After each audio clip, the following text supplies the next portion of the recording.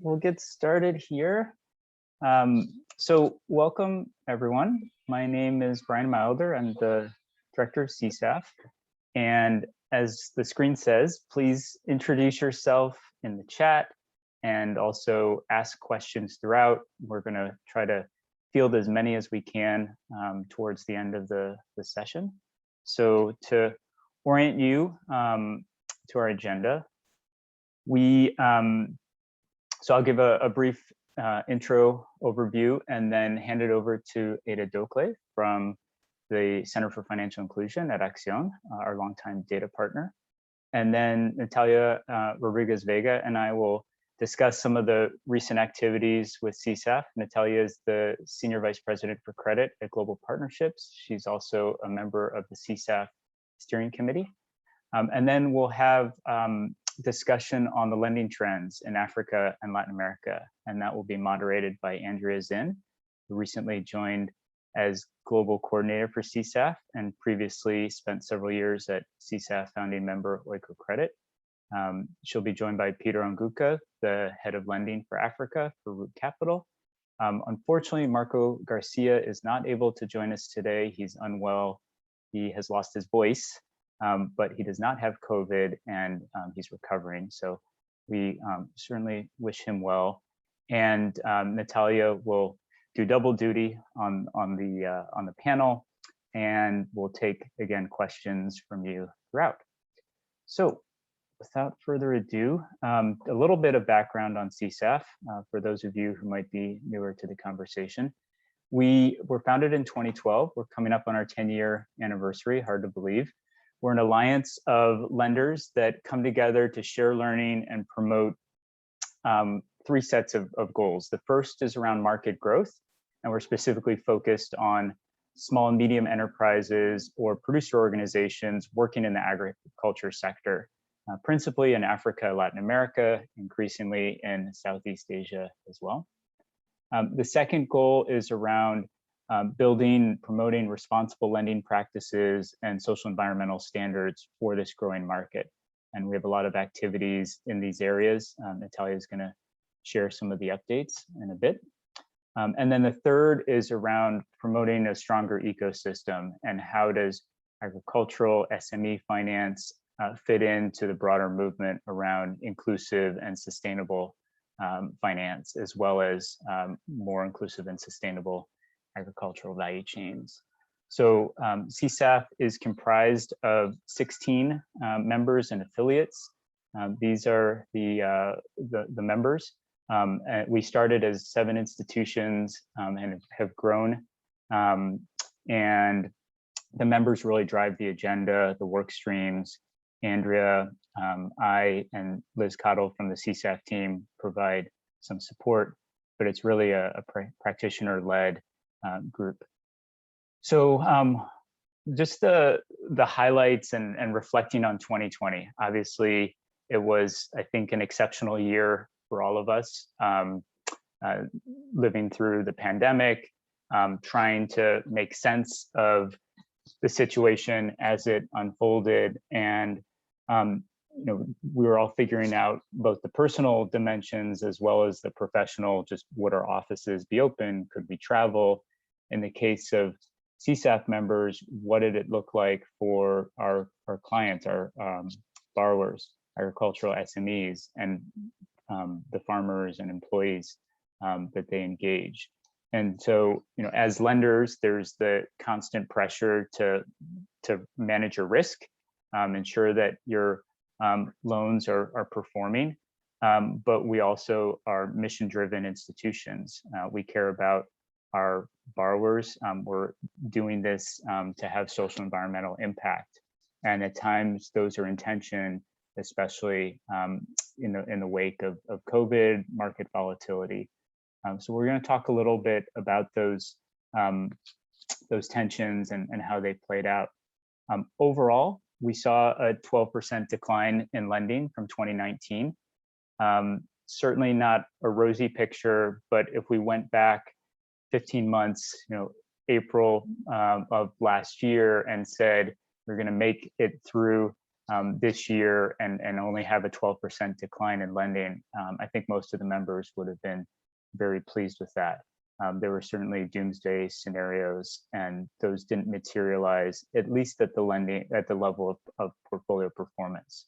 And we know that that doesn't always reflect the lived experience of an individual enterprise, let alone farmers and workers that are part of those businesses. There was a 2% reduction in the number of borrowers. And what that means is that lenders were really focused on serving their existing clients, working with them to manage through the very significant challenges.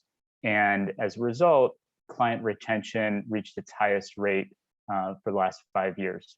So lenders really held on to their borrowers, worked through a lot of challenges and volatility.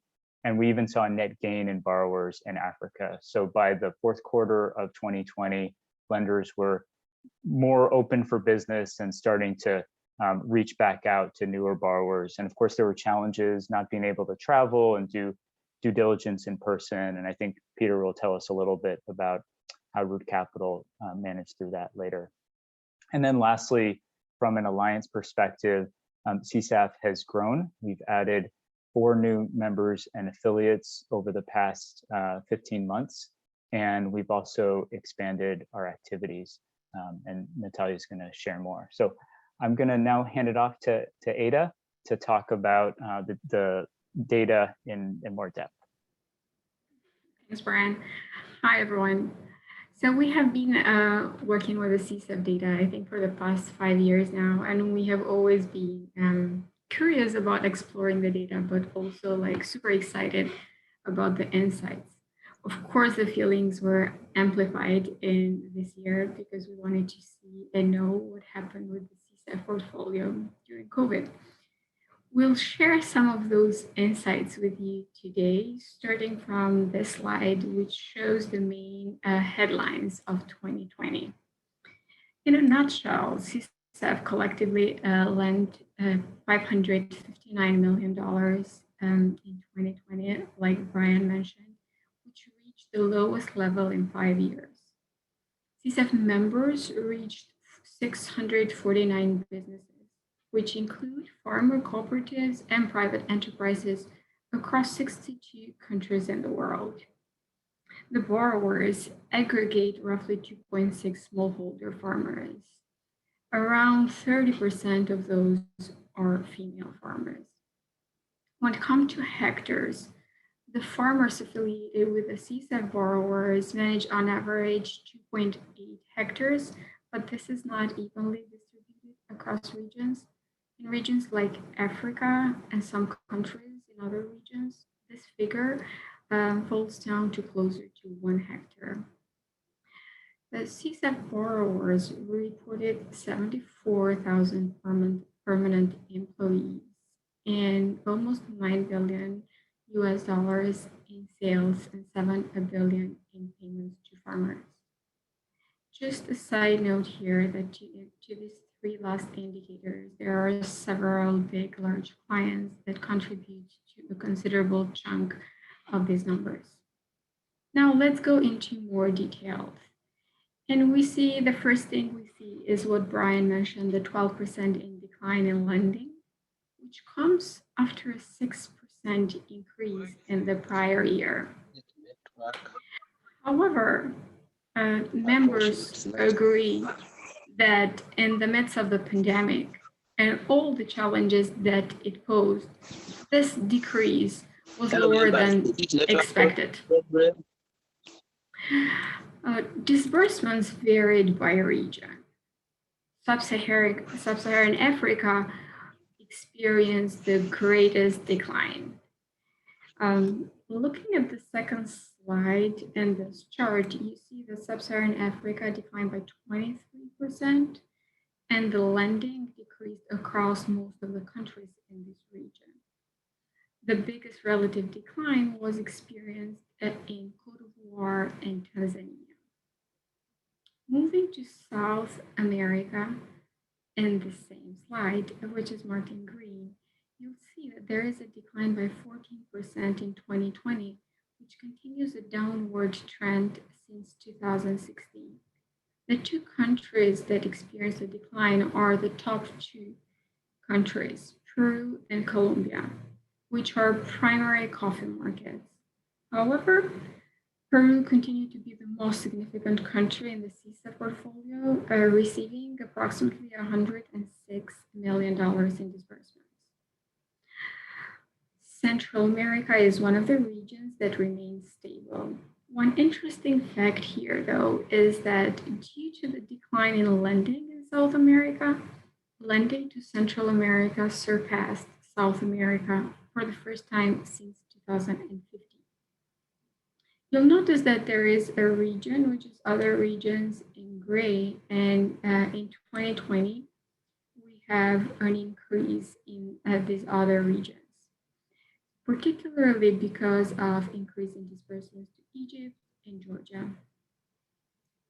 Lastly, but quite important, is the idea of top 5 countries, which receive over half of global disbursements from the CSAF portfolio.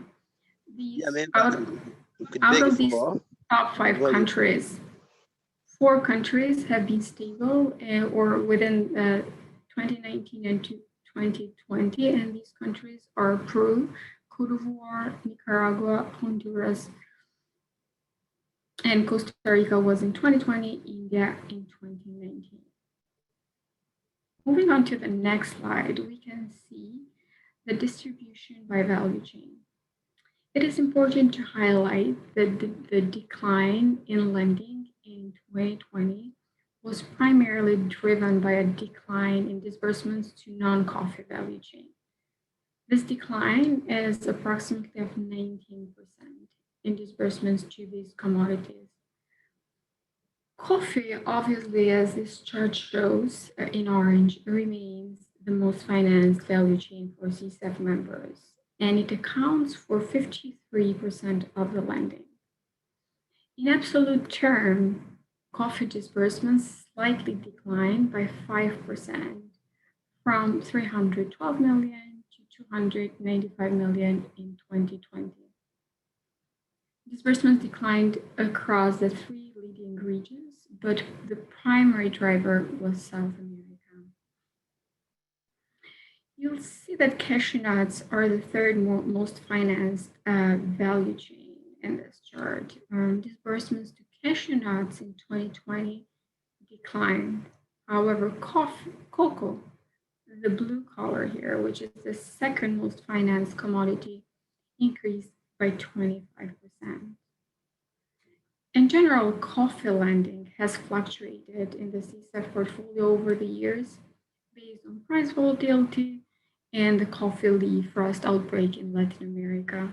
However, the CSAF share of lending to this sector has slightly increased since 2017. Moving on to the next slide, we see that the overall decline in lending in 2020 was also reflected in a slight consolidation in borrowers. The overall number of borrowers that was reached in 2020 was 649 borrowers, down by just a bit from 662 in 2019. The total number of clients increased in Sub-Saharan Africa, as Brian mentioned, but decreased in South America, Central America, and other regions. In this chart, we also see that given the COVID pandemic and the challenges that it posed to conduct due diligence, CSAF members focus primarily their lending on existing clients, which represent 90% of their businesses on the portfolio and marked in blue in this chart. If you go back to 2013, you'll see that the existing clients were just 57% of the overall number financed by CSAF members. But as the CSAF members grew their portfolio to 2017, this share went up to 19%. Looking at the new clients, the orange part of this chart is that we see that CSAF members financed new clients in 2020, although the number declined compared to the prior year. We observed that half of these clients received their loans in Q4 2020 as members adjusted their underwriting approach to COVID-related travel restrictions. Again, to highlight here is the important fact that there was an increase in client retention rate. It spiked to 82%, up from 75% in the prior year, and clearly supporting the fact that CSAF members focused on supporting their existing clients through the pandemic. In the next slide, we show that we cannot conclude this snapshot without talking about the risk. The overall PAR 30 in the CSAF portfolio declined from 9.8% in 2019 to 8.1%. Also reflecting the trend in a portfolio consolidation. Again, here there is variation by region and by loan size. If you zoom it by region, we see that South America's PAR improved as it went down from 13% to 9%. PAR declined also in Africa, while increasing slightly in Central America from 1% to 3% in 2020, while still being the region with the lowest PAR.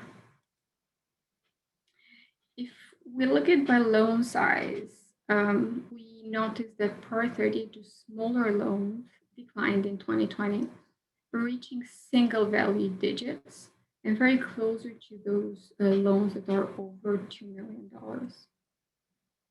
On the second chart here in this slide, we show the other side of PAR, which is the write-offs. And while portfolio PAR 30 declined, write-offs increased to 8%, up from 6.5%, which was in the prior year. The reason behind this is primarily due to old loans being written off by the CSAF members. To conclude here, I think it's important to highlight that lending to agriculture, as we know, agriculture SMEs in low and middle income countries is risky. When we asked the CSAF members to indicate some of the reasons behind these loan delinquencies, the most important or the mostly mentioned ones were related to enterprises, such as management capacity or misuse of funds. However, other reasons and challenges came up, like uncertainty or volatility due to environment, particularly related to climate, market, or political factors. As we wrap up this short snapshot, I want to call out that everything that we shared today and much, much more is available for you in the CSAF Open Data Portal, which is public. It allows you to explore the CSAF data around different topics, and as you see in these screenshots across disbursements, clients, value chains, and so on. And due to its explorative features, it allows you to drill down the data and get answers to many, many of your questions. Thank you very much. Thank you, Ada. You have been an incredible partner to us in crunching this data and analyzing it, and also just want to reiterate the invitation to visit the Open Data Portal. There's a lot of information there going back to 2013. So I'd now like to welcome Natalia. Natalia is from Global Partnerships, which has been a member of CSAF for about 5 years. And maybe first question to you, Natalia, is how has CSAF evolved during that time? Well, thank you, Brian, and welcome everyone. I'm really happy to be here today. So yeah, we joined CSAF about 5 years ago in 2016. And I would say that the collaboration is quite different now to what it was back in 2016. In 2016, most of the conversation was around the global members. So we used to have these in-person meetings twice a year. So that's when most of the conversation, the collaboration was happening. Since then, I think we have been making big efforts to try to increase that collaboration and information sharing across different levels of our organizations. Now there's much more dialogue at the regional level. I would say that is much more established and much more frequent even than the one we have at the global level. So that has been really good to see that evolution from, just talking with the global members to just going through and being able to have these deep conversations with the regional teams. I think obviously COVID's on everyone's minds. It's affected all of us personally and professionally. Could you take us back to last March, April, particularly from the CSAF perspective, but also global partnerships, and kind of how was your organization reacting, and then how, through CSAF and the network, how did members respond to COVID? Yeah, so of course, I mean, I know everyone shares the same feeling. Back in March of 2020, April 2020, there was so much uncertainty. On a personal level, trying to figure out how things, we were able to work throughout this process. And then on a professional level, we were trying to figure out how to work remotely. Many of our colleagues, many of our borrowers, they work in areas around the world that don't have reliable internet access, like here in the US or in other more developed areas. So being able to to get in touch was difficult. So that was the first, thing that we faced throughout that process. Given that having information was so critical, during that time, and we were not able to travel quite easily, we actually turned to each other at CSAF to try to find information about what was happening. Many of us have regional offices, so we're trying to understand what was the situation around logistics in Peru in particular. Many of the roads were closed. Some of the ports had restrictions to be able to ship product. For example, some product was being held at Kenya's port, so that was a big challenge, understanding what was happening, what other options some of these organizations would have to be able to ship their products. And then we had, for example, coffee buyers canceling product, canceling contracts. We had some actually failures on some of the specialty buyers, given that the demand for some of their products was dropping. So there was a lot going on, during that time. We, at the global level, decided to have weekly meetings between March and June to be able to exchange information, as timely as possible, trying to have more discussions about how to support our clients throughout this crisis. So it was critical for us, the benefit about leveraging the network and being able to have access to many people around the world, with our shared values and trying to support our clients, our colleagues throughout this difficult time. Yeah, and you mentioned Peru, and I think it highlights an interesting point, is that much of the lending by CSAF members is seasonal, and the coffee harvest in Peru, the peak financing needs tend to be around May and June. And so that was relatively early in the pandemic. There was a lot of uncertainty, and Peru is also the country that receives the largest share of CSAF member lending. And then to make things even more interesting, the Peruvian government had a strong response to COVID, put out a lot of low interest loans. And so many of the CSAF borrowers were taking those loans from the government very sensibly. And so there's more analysis of this in the report, but one of the dynamics in terms of the client retention and the small net decrease in borrowers, but the smaller decrease in lending disbursements, we think is because in Peru, a lot of the borrowers were taking loans from the government instead. So it's not a bad outcome, certainly from the perspective of financing getting to where it's supposed to go. It's just coming from different sources. Definitely. Natalia, could you talk also about the network, CSAF, some of the areas that we've been working on over the past year or so? Yeah, of course. So, of course, we were spending less time traveling. So we had more Zoom meetings as a result of that, as many people here can share that feeling. So towards the end of last year and the first half of this year, we have been working on several technical areas. I would say that this has been a very active year for us in that direction. So we established a couple of groups to focus on loan workouts and protocols for collaboration when borrowers go into default. We work with 2 consultants to be able to provide trainings for our colleagues in Africa and Latin America, as well as the global level.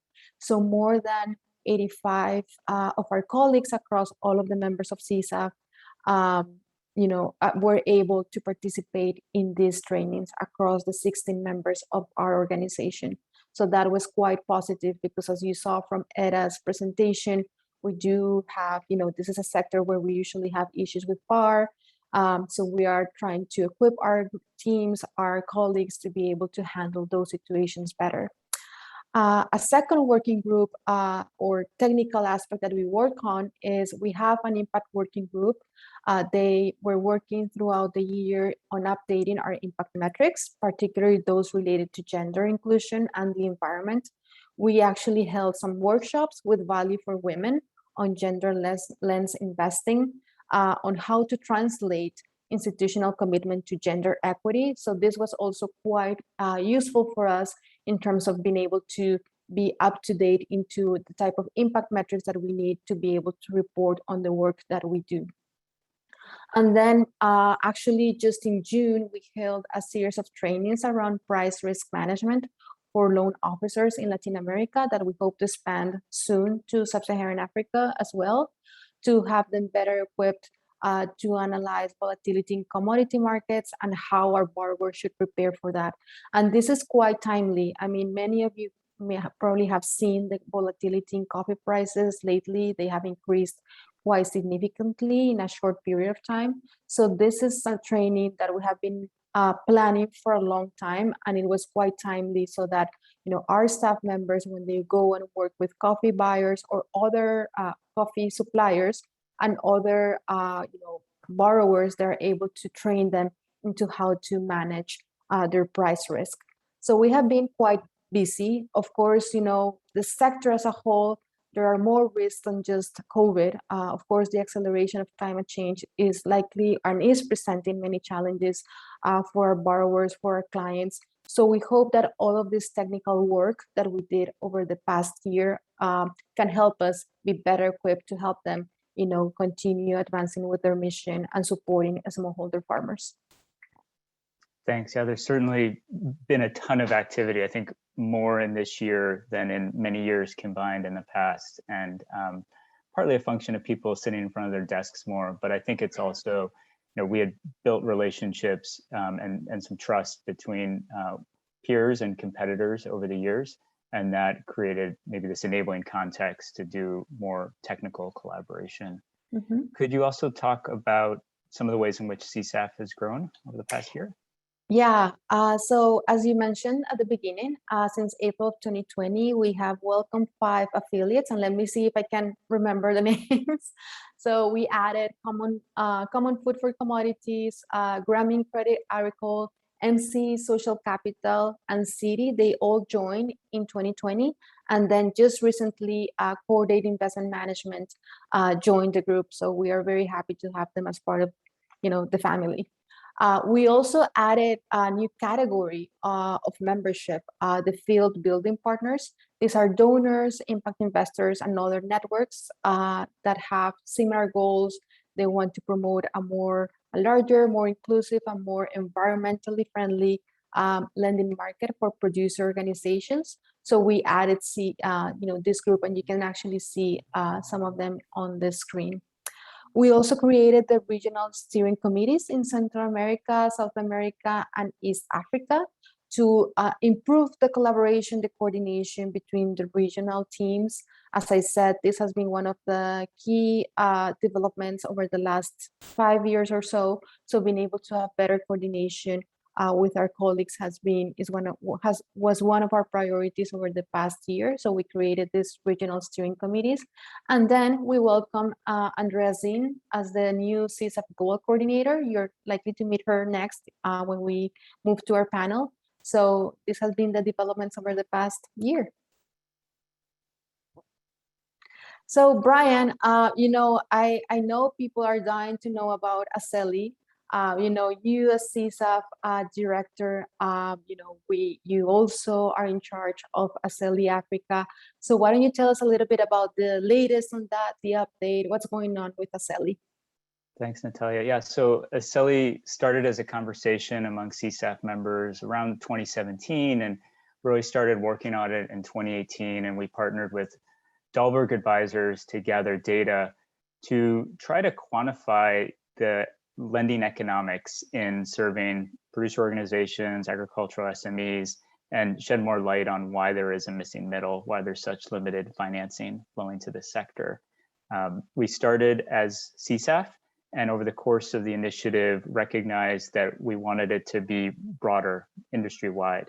We focused geographically in East Africa, and then we did a lot of outreach with commercial banks and other lenders in the region.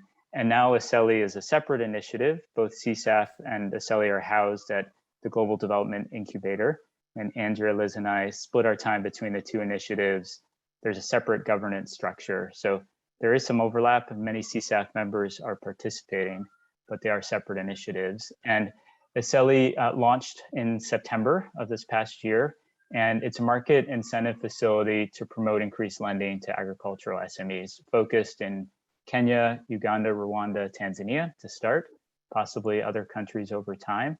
And we're aiming to mobilize 600 million in lending, incremental lending, and really promote additionality and pushing into underserved markets, less formal value chains like food crops, smaller ticket sizes, more CapEx, long-term loans.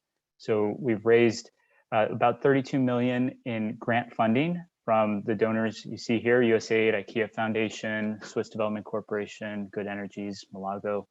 And those funds are then offered as financial incentives to lenders to mitigate risk, to compensate them for the costs of serving smaller borrowers, and also to provide technical assistance to enterprises, to SMEs, to prepare them to access and manage financing. So 23 lenders are signed up, several CSAF members, but actually the majority of the lenders are local banks and non-bank financial institutions in East Africa. And we're now starting to conduct market assessments and think about adapting the model to Latin America, and Andrea's leading that. So yeah, there's much more information on the website. That's great, Brian. Thank you for the update. So you mentioned at the beginning that CSAF actually turns 10 years old next year. So that's very exciting. So tell us a little bit about what's ahead.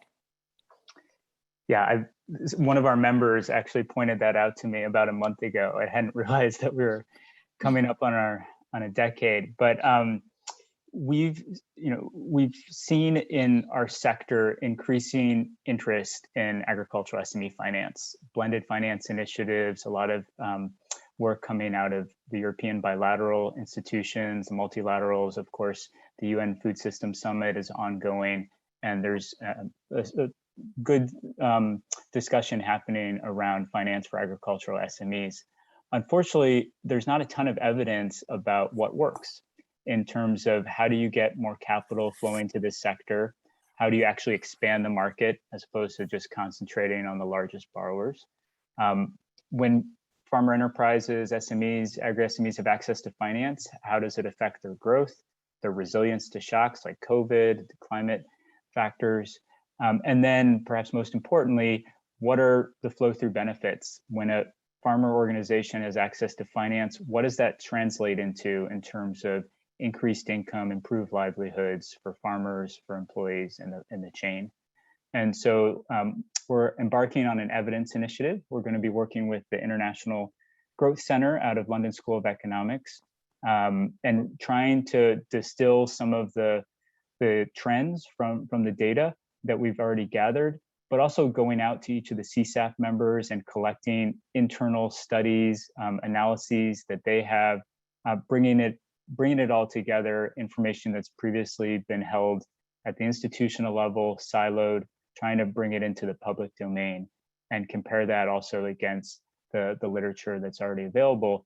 And we expect to learn a lot, and we also expect to identify the areas where further evaluation is going to be needed. So we'll kick that off in September. We expect to have some results around April, and we're hoping to have a convening in May or June of next year, celebrate our 10-year birthday, and engage with stakeholders around that learning. So hopefully in person. Yes, I think no one wants to do that birthday party on Zoom. Definitely. So with that, I'm going to hand it over to Andrea and Peter and also Natalia. Great, thanks, Brian.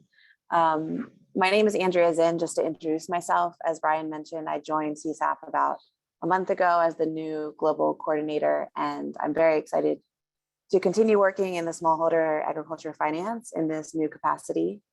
I want to thank Brian and Natalia for that conversation and sharing some of the updates that CSAF has been working on over the past year. And one thing that Natalia and Brian touched upon was the uncertainty that CSAF members really had to navigate during COVID, especially at the beginning. And I think that uncertainty was especially felt in the regional offices, which is something we can discuss when we're talking about these regional perspectives from Africa and Latin America.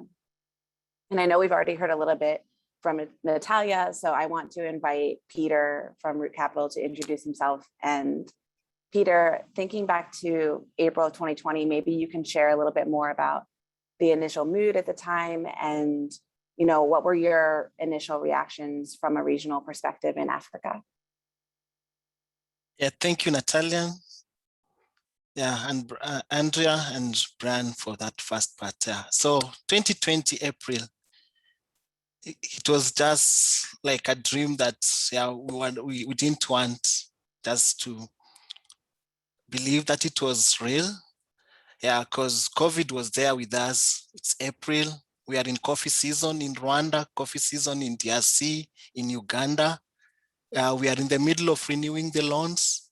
At the same time, in Kenya, we have our macadamia clients, and also we have some of the sorghum clients preparing to harvest. So we are in this pandemic. It's still new in our heads. We cannot move, lockdowns, curfews, right? So we had to think through now, what are we going to do? How are we going to make our clients continue doing what they do best? And also as Root Capital staff, how are you going to be safe during this time? So we had kind of to, first of all, reach out to our clients and see like what are they going through, and then what kind of interventions would they need.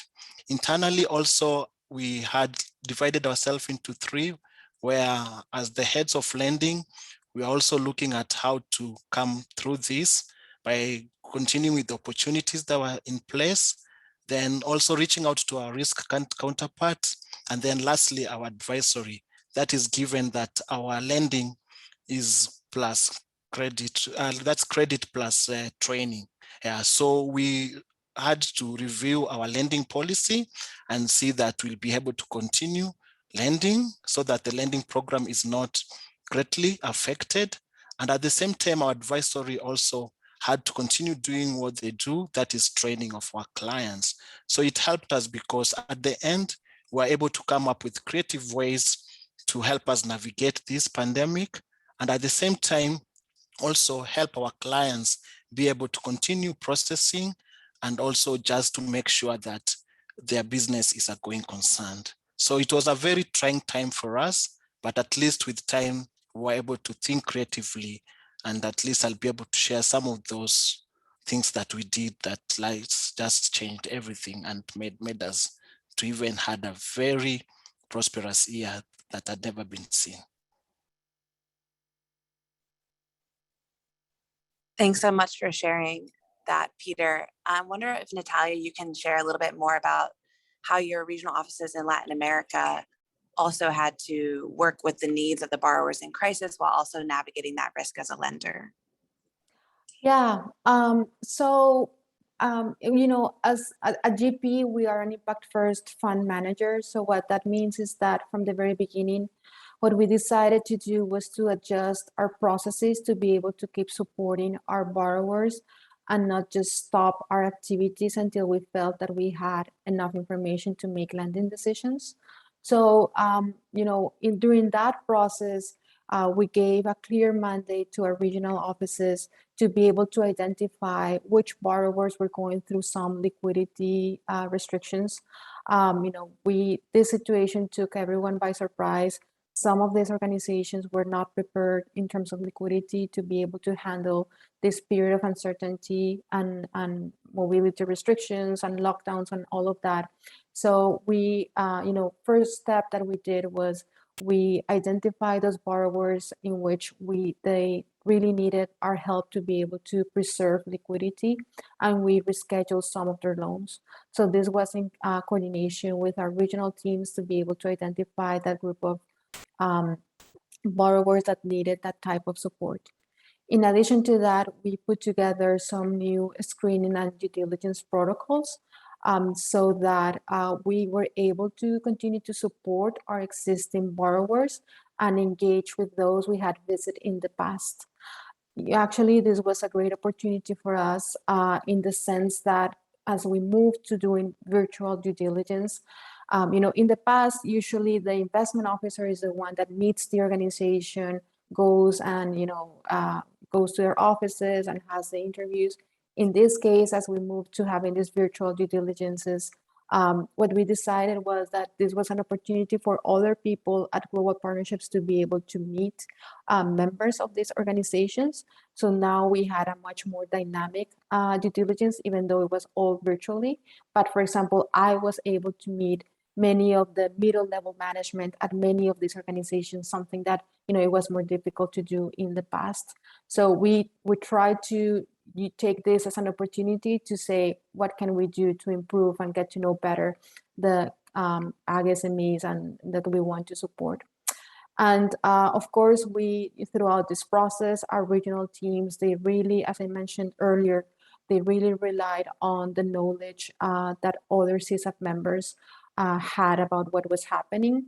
This is great about being part of a network with many, many offices across the world. We were able to have on-time information about what was going on and having a better sense beyond just reading the headline.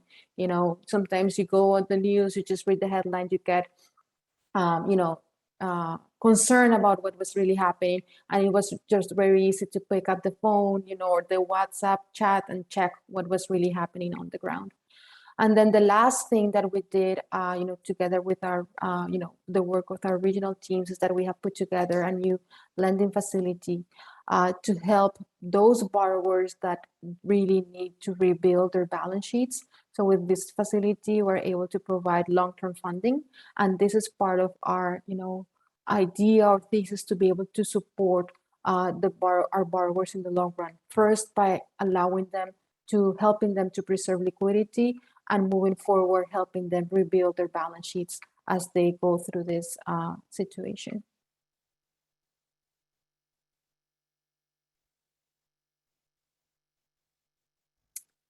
Brian, Andrea, yeah, you're there. I'm sorry, I thought that we lost you.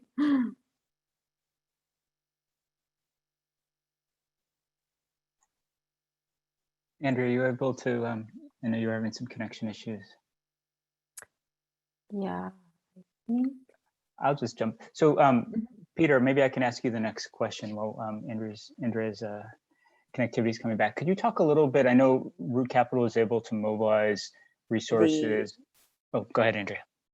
I lost you for a second.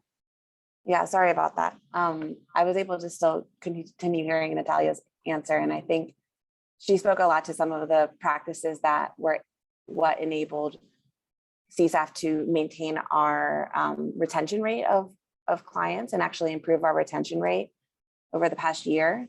And one thing that really stood out to me in this year's report was that Central America's disbursements in particular remained stable in 2020 while a lot of other regions declined.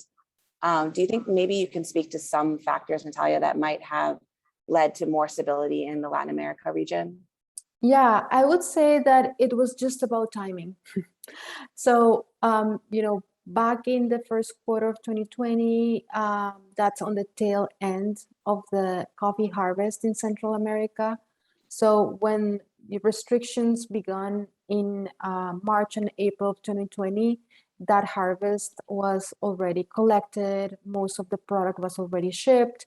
Buyers were just paying. So, they were Central America at that point, they, in particular with coffee, they were just finishing their harvest, so they were not affected by the restrictions like in the case of South America and Peru in particular.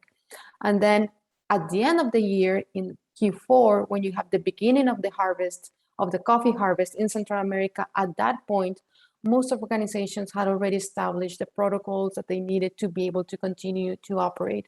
So I think it was just about luck, timing, about when the pandemic happened, that, that's the reason why our lending as a group to Central America was not affected as in other regions because of COVID-19. Thanks. And Peter, in Sub-Saharan Africa, last year we were actually able to add new clients. Do you think you could speak to some of the factors that led to client addition last year in 2020? All right. Yeah, thanks, Andrea. So for Root, we always develop our pipelines early enough. Yeah, so that's really helped us because we do have a way that we have like 1 year cultivation plan where we present them for and prepare them to be lending ready. So that one helped us because come 2020, we're still now able to kind of onboard the ones who had undergone the trainings to make them finance ready. Yeah, so if you look at even this data, you go deep down, you'll find that majority of these new clients, they came from Root Capital. Yeah, and then beside that, as Root and the interventions that we kind of came up with, it really helped us to kind of preempt the worst kind of situations that we might face, including the business continuity plans for these businesses. So that one also helped us to look at now, how do we onboard these even if we cannot meet? So the use of virtual meetings really helped us, and also just going through the video calls where they give you a run of their factory, their processing equipments, and later on also just being able to record some of these. So this virtual run through the factory, through the process, that also had a check box in the new client intake. Thank you. I think you're speaking to some of the sort of innovations that we were forced into because of COVID. And there's a question from the audience that I'd like to take from Anne that I think is related to this. Anne asked about how, COVID forced us to find new ways of working. We have to rely a lot more on digital channels and virtual meetings. And do you have any evidence from your experience that these changes will become part of sort of business as usual as we move forward, which maybe could actually potentially lead to improved efficiency or lower costs in these new ways of working? Yeah, so if you look at the impact of that, like non-in-person movement or meetings, it brings a lot of creativity because now they have to look at online trades, because we have some of our clients in Rwanda and Uganda who now are also just doing, they're doing online trade on their coffee. They are able also to roast and sell it online so that it can just help to move some of these quantities that they need to be out there in the market. And at the same time, we also saw that the ones who are like in food business, they were also able to sell their food online because everyone was in the house. They could not go out, right? So they just came up with this online platform to be able to distribute their food stuff, right? So that really helped. But on the flip side, the ones who are now dealing with these other big and large consignment of export commodities, with them, they were really greatly affected because, the movements was inhibited then and other logistic challenges that they faced. Thanks, Peter. I wonder from a lender perspective, maybe Natalia, you can contribute in terms of, you spoke to being able to actually meet virtually with middle management that maybe you weren't in connection with before. Do you think that those types of meetings and communication practices will become a new normal at global partnerships? Yeah, we'll see. We have started to travel within some of the countries where we have offices, and we are doing this hybrid option of due diligence, so that there's still a an investment officer going and visiting the client, and then we have some of us meeting some of the the people at the organization that the investment officer is visiting. So we're trying to do that. I think we have yet to see whether this will stay for the long run, because as we resume um, our normal activities, maybe these things will stay. We'll see. I think it's too early to assess whether we'll continue to do that, but we have definitely seen the benefits of that. I think it's more about how much time we're going to have moving forward to be able to have, be able to travel and have so many Zoom meetings and all of that, which, I know many people are looking forward to not doing that anymore, or less Yeah. off, I would say. Me as well. Yeah. One of the themes of this year's report was about the resilience of borrowers. And, Peter, you just touched upon some of the ways that borrowers have been innovative. Do you have other examples of where borrowers have really showed resilience, and how did Root Capital, for example, demonstrate solidarity with what the borrowers were going through during COVID and are still going through right now? Yeah, thanks. Yeah, that's really good question. Yeah, so Root Capital response was quite rapid, the way you've seen in the report, because we had to come up with a resilience grant. Yeah, because we knew that they will be impacted operation cost-wise. They'll be impacted because of the limited movement. So with the resilient grant, we were able to advance them some operation cash, and at the same time provide them with PPEs, masks, sanitizers, just to make sure that that cost does not go through their income statement. At the same time, we were also able to come up with debt relief, because we knew that there are some whose businesses will be greatly impacted because of not contracting or being not able to meet their contractual obligation due to limited in logistics and supply of the raw materials.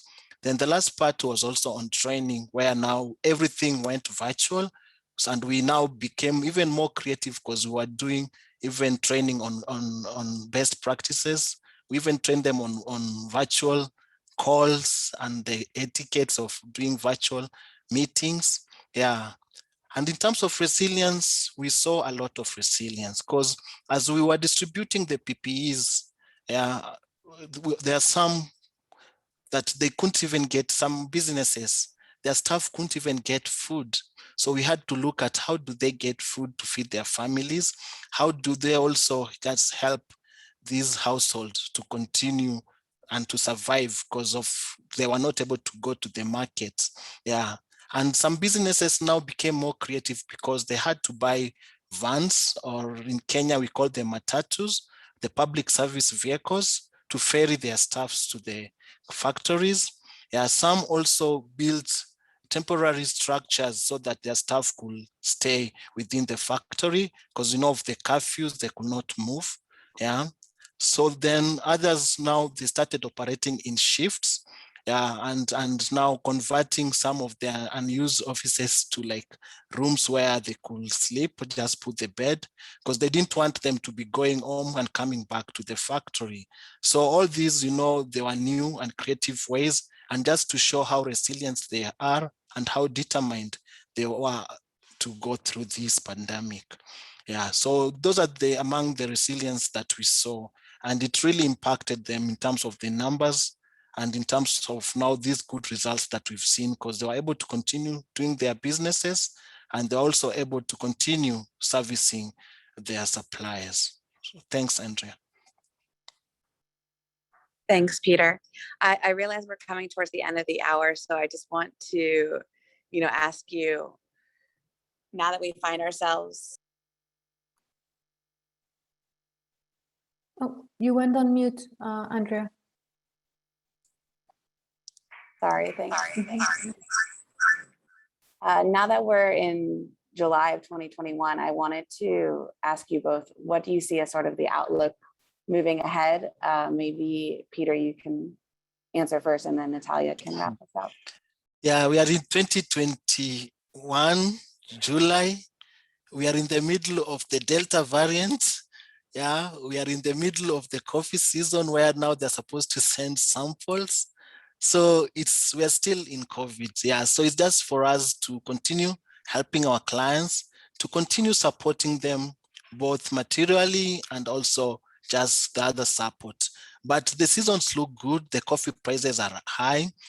Their buyers are also very receptive. They are giving them good price and other humanitarian support. So let's just help them survive, because if we don't come together to help them, then it will be a rough year for them. Thank you. Yeah, I'm also cautious about the rest of the year. I'm excited because I think we're in a better position compared to a year ago. But of course, there's a lot of uncertainty and a significant and disparity between how the pandemic feels here in the US, for example, right now, compared to South America, Sub-Saharan Africa. So we have to be realistic that things are not smooth yet. But I think at CSAF and the different members, we're putting together a lot of good things to try to support our clients. As I mentioned, we have that new facility to help them rebuild their balance sheets. Incofin has an agriculture liquidity facility as well that they put together as a result of COVID. So many of us have been thoughtful, creative, and trying to think about what can we do to support our clients throughout this process, help smallholder farmers. So hopefully we are able to use all of those things to help them throughout this period, because as I said, right now we're talking about the pandemic, but there are so many other risks that are accelerating. So we need to be mindful of that and trying to think how we can be better placed to help them moving forward.